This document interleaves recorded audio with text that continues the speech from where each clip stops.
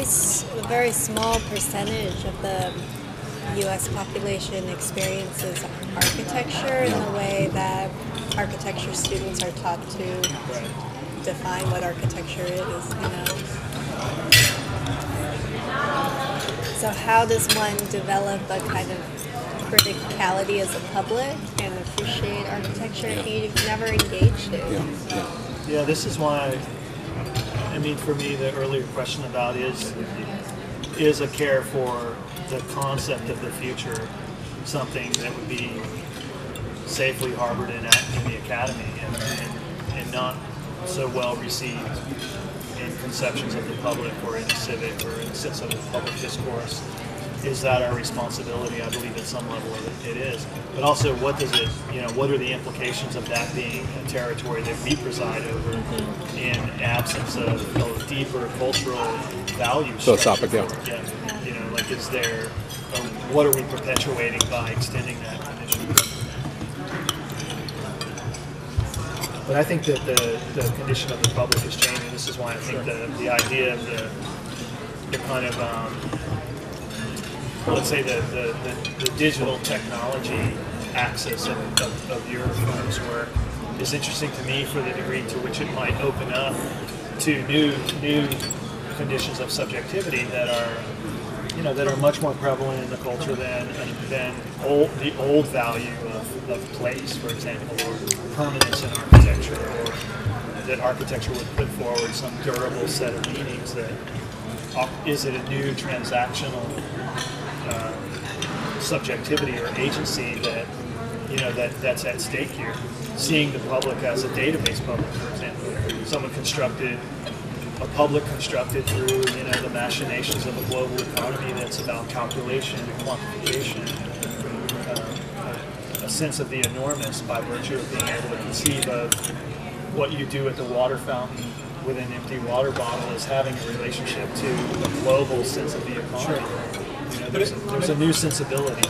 But I think, like, to take two projects at the table, so like Meechan's project for the light poles for the Olympics, which we saw today, and then also Will's project with the bricklayer. Yeah. I mean, what strikes me about both of those cases is that there's a sort of engagement with like a wide spectrum of interactivity, like taken broadly, that underwrites both of those sets of works.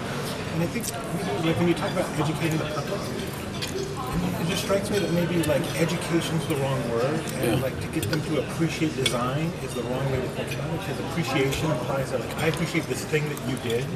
Where in both those cases it seems to be like the subject is involved somehow in the elaboration of the work. Right. So this is where I think it connects back to the YouTube thing. Like somehow it's less I appreciate the work you did for me.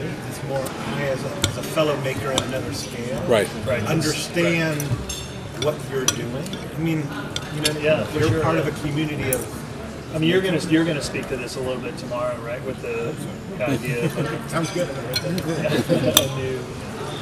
How do you frame a new casualty or new causality, a new casualness, a sense of an audience, not a constituency, but an audience that's participatory, that's invested.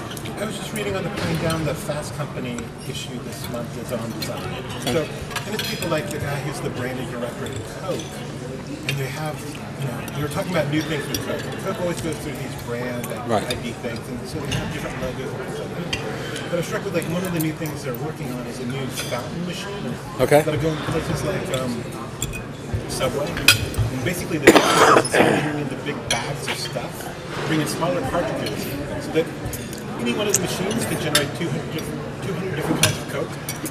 So Coke with lemon, Coke with, all these different variations. So it's about both choice on the level of the consumer, but then also the whole thing is like it has to do with the sustainability, so there's less embedded energy costs in the Coke that's produced because you don't have to transport the material. Right. So the whole thing is like the new positioning of the product is about not educating the public about the environment, but them understanding both the choice and consciousness of these things. And I think this is what these are the kind of things that I think create the sort of change in how the interfaces with it. So instead of getting this one image of code, they start to understand. Are you skeptical of that? I mean, you're I don't talking know if very it's totally enthusiastic. affirmative, but it's interesting. I mean, Yeah, for sure. I mean, No, I agree with that. as Will's pointed out already, these things go through cycles, Yeah. there's ebbs and flows of authorial attention and all these things, but then I don't think it's the answer. Like, I don't think we ever find the answer in design. We find a new question, which finds another question. But it's interesting that there's this kind of convergence of changing this author-subject relationship. Right. It's just interesting and ubiquitous. Yeah, I think so too. I mean, I'm interested in the notion of participation. Audience, you know, I mean, Somo made the point at a lecture here a couple of years ago, the difference between constituency and audience. Right. And, you know, he was calling for architects to open up to the notion of constructing an audience as opposed to speaking just to your constituents, which I found pretty provocative and interesting. I mean, to take an example of like the way these histories recycle. So take something like the notion of participation in design. So in the first version of Charles Schenck's language of postmodernism, he cites two architects as being the best example of postmodernism as evidence of the notion of multivalency and participation. They were Gaudi was one. The other one is I believe Belgian architect Lucien Kroll, of course. was all about like participation. Sure. So, like, I don't think, like, I look at that work and I'm horrified. Yeah. So it's like, it wasn't like participation as a concept was the answer. Because his motto is just like, you tell me what you want to do and we'll do whatever you want, and it just sort of comes together. Whereas I think in these new versions, there's ways where design thinking gets embedded into the formats. So it's not just like, it's not blanket democracy, because I think blanket democracy just gives you a kind of mob ignorance. But I think if design intelligence can come and help format the possibilities, I think better things come out.